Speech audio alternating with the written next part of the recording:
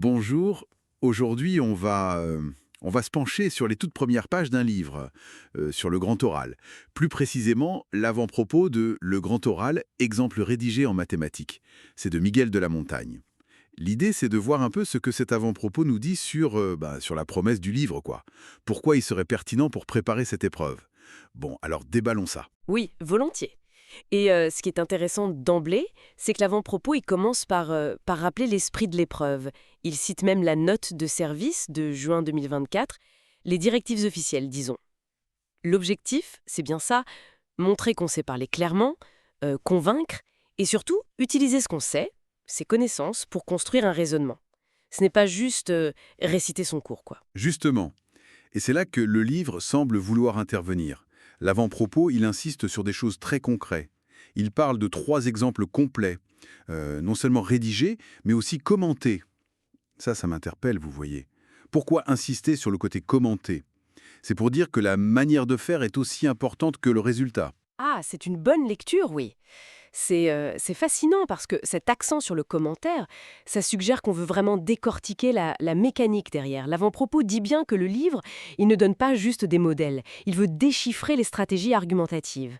Donc on comprend que le but, c'est d'outiller l'élève, lui faire comprendre comment on structure un discours qui tient la route. Par exemple, développer une thèse, une antithèse, peser le pour et le contre en somme. C'est pas juste faites comme ça, c'est comprenez pourquoi ça marche. D'accord. Donc on est loin d'une simple banque de sujets corrigés. L'auteur d'ailleurs, il le dit bien, hein, le grand oral, c'est ni une récitation, ni de l'impro total. Il parle d'une prise de parole structurée, personnelle et interactive. Mais alors, euh, est-ce qu'il n'y a pas une tension entre donner des exemples tout faits, même commentés, et viser une parole personnelle? Est-ce qu'on n'aborde pas ce risque que les modèles deviennent une nouvelle forme de récitation? C'est une excellente question, ça. L'avant-propos, il ne le dit pas comme ça, comme un risque, mais il tente de résoudre cette tension. Comment? En présentant les outils, les modèles, les analyses, l'aide à l'organisation comme un tremplin, en fait. Un tremplin vers l'autonomie. L'idée derrière, ça semble être, si tu maîtrises la structure, les techniques, grâce à des exemples clairs, bah, tu gagnes en confiance. Et après, tu peux y mettre ta propre touche, ta réflexion, faire le lien entre les maths et le monde réel, comme le demande l'épreuve. On parle d'accompagnement progressif. D'accord, je vois. Un peu comme maîtriser les règles pour mieux s'en affranchir quelque part. L'avant-propos, il dit aussi que le livre, ce n'est pas que pour les élèves. Il s'adresse aussi aux enseignants, profs de maths ou pas d'ailleurs. Comment est-ce que ces exemples commentés peuvent aider un prof qui n'est pas forcément un matheux à accompagner un élève? Ben justement, parce que ça explique la démarche. Le commentaire, il rend la logique de l'argumentation transparente. Un enseignant, même s'il n'est pas spécialiste de la matière, il peut voir comment les connaissances sont utilisées pour répondre à la question. Et ça, c'est cohérent avec le jury, hein, c'est rappelé dans le texte.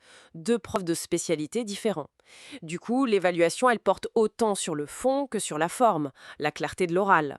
Ah, et il y a aussi une mention pour l'inclusivité, un support adapté pour les élèves avec aménagement. C'est noté. Ok. Si on devait résumer un peu la promesse là, telle qu'elle ressort de ce texte, c'est quoi les mots-clés? Alors l'auteur utilise méthodique, progressif et rigoureux. Il dit que c'est en parfaite cohérence avec les objectifs officiels de 2024. En fait, si on prend un peu de recul, cet avant-propos, il positionne vraiment le livre comme une réponse très ciblée, presque chirurgicale quoi. Une réponse à la demande de l'institution et sans doute aussi aux angoisses des élèves face à cet oral. Le message, c'est voilà une méthode fiable. Le but final, donc, c'est d'armer l'élève pour transformer ses connaissances en une parole convaincante et le rassurer, j'imagine. Exactement.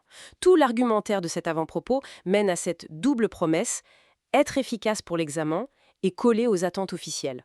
C'est un discours très très orienté performance, dans le cadre de cette épreuve précise. Bon, alors, qu'est-ce qu'on retient de cette exploration rapide? Cet avant-propos, il nous dépeint un guide pensé comme une boîte à outils très structurée. Le but, c'est de décoder ce qu'on attend en grand oral de maths et de donner une méthode, un pas à pas, avec cette idée que maîtriser la technique argumentative, ça va libérer la parole personnelle. C'est tout à fait ça. Et ça ouvre une réflexion intéressante, je trouve, qui dépasse le livre lui-même. Une interrogation qui me reste là, après avoir lu ça. En se focalisant si précisément sur les codes, sur la structure attendue pour cet examen, est-ce qu'on forme vraiment à l'argumentation orale pour toutes les situations, ou est-ce qu'on risque pas surtout de préparer à bien jouer le jeu du grand oral, sans forcément garantir une vraie aisance pour argumenter plus largement plus tard? Voilà, c'est une question qui reste ouverte.